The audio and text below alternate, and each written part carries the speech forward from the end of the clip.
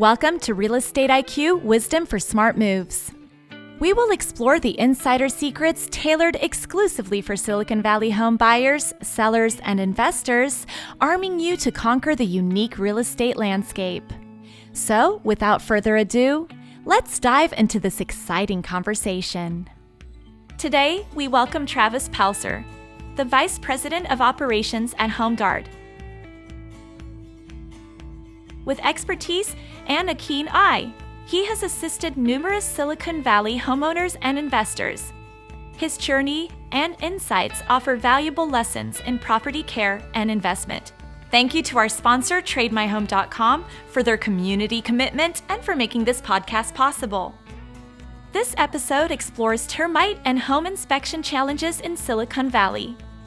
Termites annually cost the U.S. about $5 billion in damage and repairs. Notably, 86% of home inspections reveal urgent issues, highlighting the need for thorough evaluations. Expert inspections are essential in protecting Silicon Valley real estate investments. Our host today, Sharad Gupta, is a real estate broker in Silicon Valley and brings a wealth of life and professional experience to his role as a podcast host. The following content is only for informational purposes. Please consult a licensed consultant for your specific situation, or if you need any specific legal or tax advice. Travis, welcome to the show. Hey, thanks for having me. I really appreciate that. Why are termite inspections important for both home buyers and sellers? That's a good question. We live in a state that has termites, and they're everywhere. And it's not a matter of if, it's a matter of when the house is going to get termites. So if you're living in an old house, it's probably had termites, it's probably going to have it again. So that's why it's important. It's just something you need to do on a frequent, regular basis.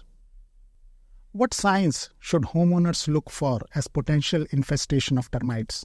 So termites, when they are trying to expand their colonies or establish new colonies, they're gonna send out these reproductives that fly towards a window or a source of light. And when they get there, they often land. They're very bad flyers, by the way. They're not good. So they'll land and they'll drop their wings. So if we start to see wings around some windows or maybe some doorways, that may mean you have some termites. So if you see that, or the little pellets or little pebbles, on the floor or in your bedroom, in your closet, then it might be a good idea to call a termite inspector to come out and take a look and see if that is truly a termite infestation or not. Can you explain different type of termites and how to eradicate them? Yeah, absolutely. So in this area, in California, we'll most often encounter 3 different types of termites. The most common is drywood termites. We see those pretty much all over the entire state. And the way we're going to treat that is usually with a fumigation. So we're going to gas the entire house, put the tarp over the house, fill it with gas. That will kill everything. Because those drywood termites live in your house. They live in the walls, right? So that's how we kill them. Now, if we find that the drywood termites are maybe only in 1 or 2 locations, we can do a local chemical treatment rather than having to gas the entire house with a fumigation. Then the other type of termite that's most common is subterranean termites. Now, they live in the ground. They don't live in your house. So they go from their colony in the ground, they travel to your house, get their food, and bring that back to their colony. So the way we treat those is to treat the soil. We got to inject the chemical into the soil to kill that colony. And those termites, when they pass through the chemical, because we create a little barrier around your house with this chemical, when they pass through it, it gets on them, they take it back to their colony. They're social creatures, so they come in contact with each other, and they spread it, and they pass it around, and that's how you eradicate that colony. And then the final type of termite that we often encounter is the dampwood termite. Now, not as common. We only see these in certain areas of the state of California. They're a larger termite. Again, they are in the house. They live in the house. And we would treat them pretty much the same way we would treat the drywood termites. What areas of the property are most susceptible to termite damage? Well, most commonly, you're going to find the termites at first, usually underneath the house, especially the subterraneans. They're usually going to come up in dark locations. They don't like sunlight. They want to be hidden and out of way. So they're going to be inside cavities, inside walls, right? Inside the floor. So they may come up through the bottom of the house in the crawl space. Drywood termites, they may start in the attic. Sometimes they'll get in through vents into the attic, start there. But it's going to be usually in a location that's out of sight, out of mind. You can't see it. You won't know it's there. Okay. It's going to be hidden away because they do not like to be seen. They're very elusive creatures. How does the climate and geography of a specific area influence termite activities? Well, it definitely does, right? In locations that are dry, like dry heat locations, Central California, most of California for that matter, that's why we find the drywood termites. They like that dry, kind of that climate, that heat. So they're very common throughout the state of California, especially in areas that have a lot of farming, a lot of vegetation, a lot of trees or orchards, which again is throughout most of California, right? That's why we see them. And then the subterraneans tend to like areas of darkness and moisture. They're going to want some kind of moisture source there. So we'll often mostly see the subterraneans on coastal regions. We can find them more towards Central California, but usually, again, it's in areas with more moisture, more common. And then damp woods, well, hence the name damp woods, they really like moisture. They need a lot of moisture. So those type of termites we find only really in heavy coastal forested regions or areas where there's going to be a lot of moisture in the air. Are there any specific warning signs or red flags that buyers should watch out for during a termite inspection?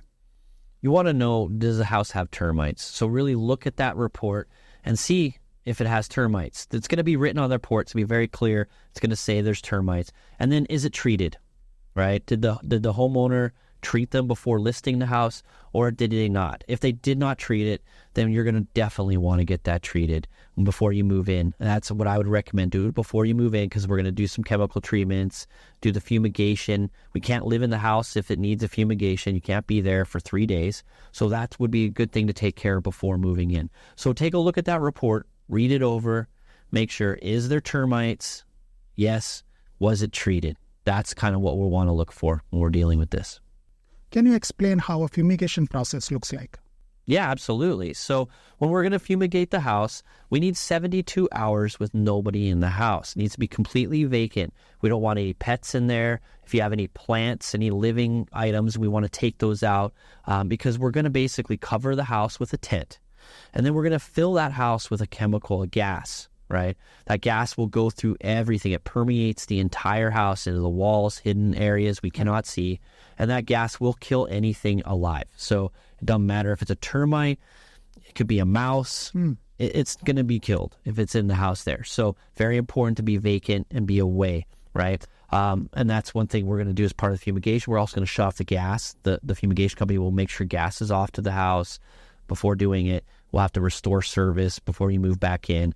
Once the 72 hours has gone by, you can go right back in the house because we make sure the gas is taken out. We put fans in the house to kind of make sure that gas is all out, and it's safe to move back in for you to come back in after that fumigation's done. We'll let you know and you're good to go.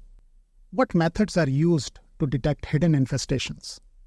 So when the inspector is going around the property, he's looking visually for signs of termites, right? So he's going to look to see if he can see pellets. Can he see damage? Those are good indications, right? So he's going to use that visual indicator. Right. Now, sometimes we're not going to be able to see some signs. So when we're walking around, another method employed is probing. It's what we call probing. So the inspector will have a tool, and it's simply usually a long object with a blunt end on it, and they're going to go around, and you might hear them poking. They're probing the rafters or, the eaves, right? Because sometimes the great thing, the drywood termites, they're sneaky.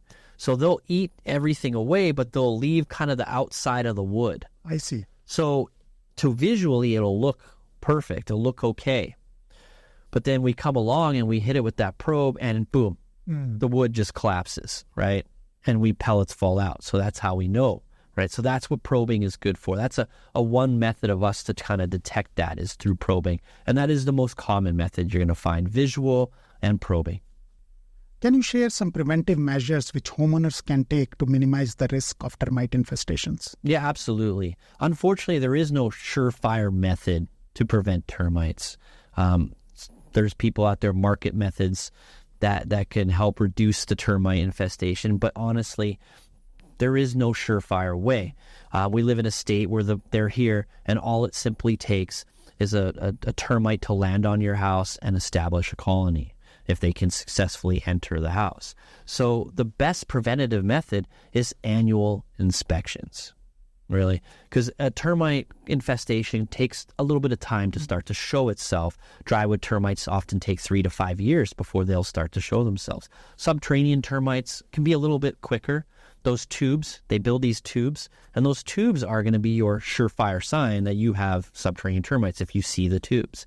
Those can come a lot faster. Right. So that's why it's important to have those annual inspections done. So you bought the house, you had the inspection done as part of that initial purchase, but you got to keep it up. Right. You want to keep doing it. Do it every 2 to 3 years. Have an inspector come back and recheck over everything to make sure nothing's come back. And treatment methods, they're often good for 2 to 3 years, right, especially if you do a fumigation.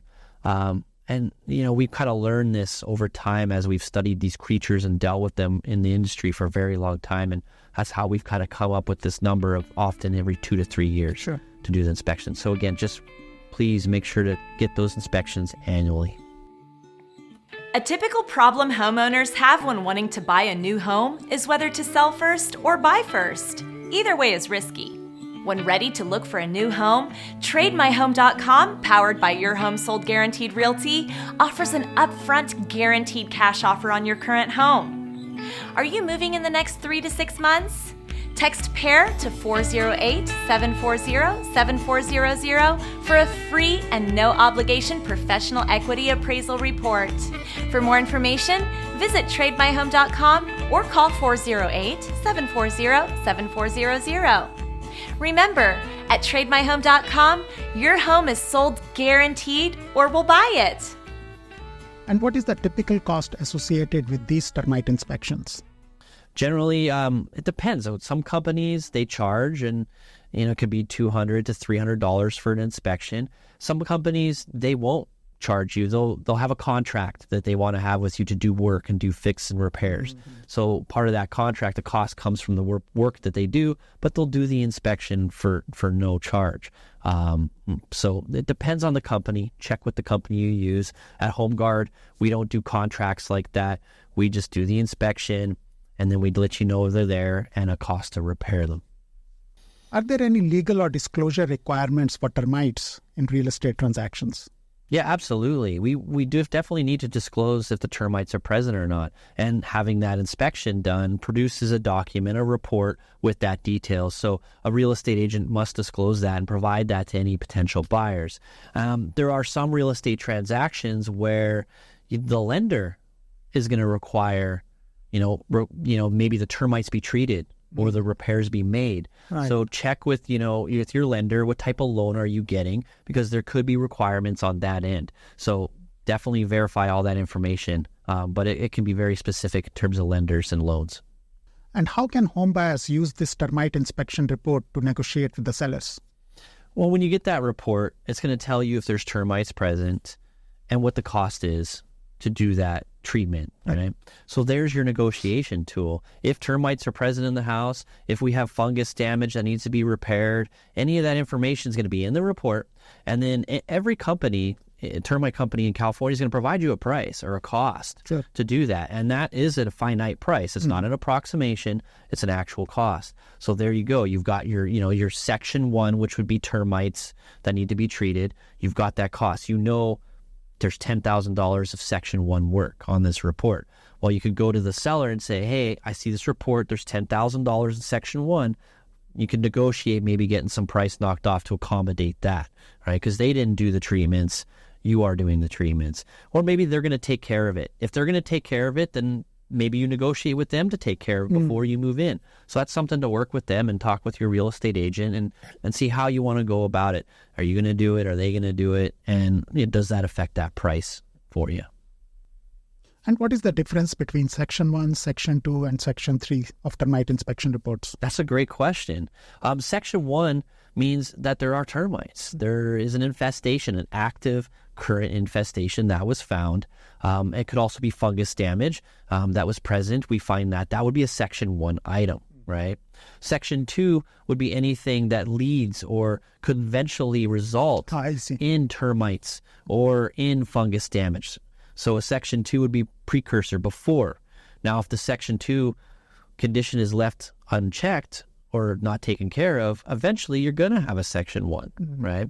And then your Section 3, that's a home guard term that we use in our reports to recommend further inspection. There was an area we could not inspect, so we label that in our reports as Section 3. And can you share an example of a successful termite eradication and prevention? Yeah, absolutely. I mean, that happens all the time. Termites are a very common feature that happen here in California. It's just going to occur. Like I said, kind of in some of the earlier questions, it's not a matter of if, it's a matter of when. Right. So check those reports. If you see termites, call us up, call Home Guard, call whoever the termite company did it to get that work done and get those termites treated. It's very easy for us to treat them. We've studied termites for a very long time. We know how to treat them. We know what needs to be done. So we can do that to you. We can walk you through and provide you all that information. The termites will be taken care of. But again, they're going to come back at some point. That's kind of keep that in mind. Again, those annual inspections, eventually down the road, they may come back. So we want to keep those inspections up, but we definitely treat them. And it's something you want to get on top of and be part of right away, because if you don't treat them, it's going to eventually lead to more damage. And then that's going to be more costly for you down the road, right, as you now have to do more wood repair, because that's what the termites like to eat. They want to eat the wood, right? So the more wood they destroy, the more we have to repair or replace, right? And that's costly for you. So when you find those termites, act quickly, get them treated. Let's not draw it out. We don't want to take it down the road and have you cost more money down the road. Home Guard, do you guys only do inspections or do you also do repairs? We do the repairs as well, and most termite companies do. But with us, when we put in our reports a Section 1 or our Section 2, we're going to put a price tag on there. We're going to give you a recommendation, most importantly. The report is going to list our finding, and it's going to have a recommendation. This is what we're going to do to treat or repair that infestation or the damage that was done. And then there will be a cost associated. So yeah, we have a repairs department. We do a ton of repairs. We have successful clients all the time calling us, customers calling us up and saying, hey, you did a great job on these repairs. And one thing that we do at Home Guard that we make sure we do compared to a lot of other companies out there is we do it the right way. We want to make sure to do it right way. And often that does come with a greater expense. You know, when we're talking about dealing with wood and fixing damaged wood, we don't want to just cut off the damage and put a new piece of wood, because oftentimes that doesn't look good. It looks like we hacked it up, right? Right. So we'll provide you a bid and a price to repair the whole thing, to bid replacing the entire piece of wood, because we want to look like a seamless repair that's integrated into the house to look nice and look good. So that's what we kind of pride ourselves on, making sure that we do, and we do it right. And we price that out accordingly, so you know. So that's oftentimes why we'll see some higher prices from us compared to others, because we're trying to do that work completely for you to provide you a nice finished job when it's all done. And do sellers have to pay for all these costs upfront, or do Home Guard also can charge at escrow? Home Guard bills escrow, so if a seller wants to take care of this, I know we're going to sell our house. We may not have the cash to get these repairs done. You can go ahead. We'll bill escrow for any of the repairs that we do. It'll come right out of that escrow account. You don't have to worry about it. And that's some way we do it. We can do it. Makes it easy. Travis, thank you so much for being part of our show today. It was a pleasure speaking with you, and keep up the great work. Oh, you're absolutely welcome. And I appreciate being able to come and talk about something that's so near and dear to my heart and a career that I love. Thank you so much. For the next episode of Real Estate IQ, featuring Ted Stefanos, the Vice President of Natural Hazard Disclosure at HomeGuard. Yeah, well, I always was fascinated with maps and geography, so forth, growing up. I ended up going to college. At first, I was getting a communications. He has been pivotal in understanding and communicating natural hazard risks in real estate.